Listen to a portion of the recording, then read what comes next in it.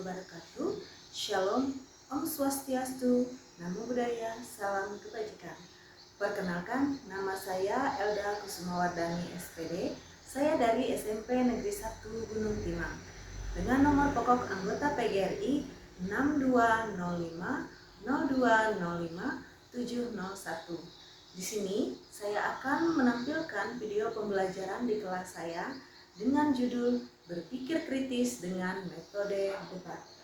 Pagi. Tepuk konsentrasi. Pagi. Malam. Siap semuanya? Bisa ikut dengan sini. Ayahnya sudah rapi?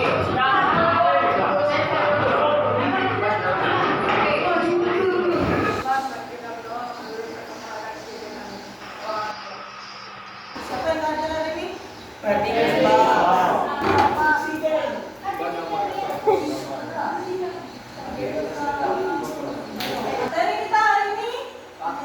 hari ini fakta, tidak.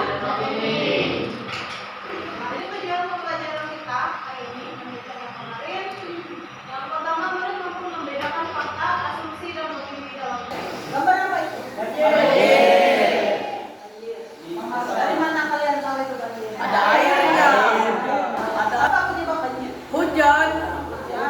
Kenapa sampah bisa menyebabkan banjir? Airnya. Ya. Kemudian kalau penemuan hutan, kenapa menyebabkan banjir? Tidak ada penyerapan air tidak maksimal. Masih ingat nggak kalian di materi kita sebelumnya? Kita belajar apa sih? Ekstraktor. Hah? Teks? Ekstraktor. Rekon. Masih ingat teks rekon apa?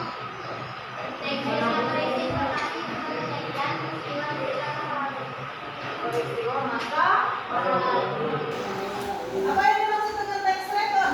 Adalah teks yang berisi pengalaman masa lalu dengan tujuan memberi informasi berupa kejadian nyata atau pengalaman pribadi. Jadi teks rekon itu dapat dielaborasi atau digarap dalam sebuah teks diskusi. Apa itu digarap? Digali, ya, digali, dibuat, ya. Jadi ketika kita berpendapat harus ada fakta. Teks rekon seringkali memuat yang pertama fakta, kemudian opini dan asumsi. Pernah dengar fakta, opini dan asumsi? Apa itu fakta? Opini? Setelah opini atau pendapat kita masuk ke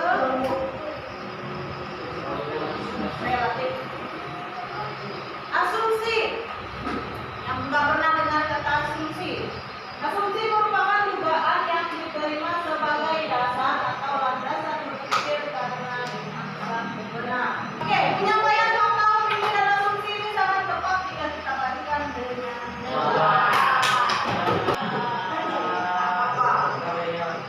bukan pemilihan. Beda. Penyampaian pendapat dalam debat itu ada dua tim, ada yang pro dan yang kontra. Tim yang pro disebut dengan tim afirmasi, sedangkan yang kontra disebut tim oposisi. Moderator yang menyampaikan kesimpulan dari debat itu. Kata si moderator.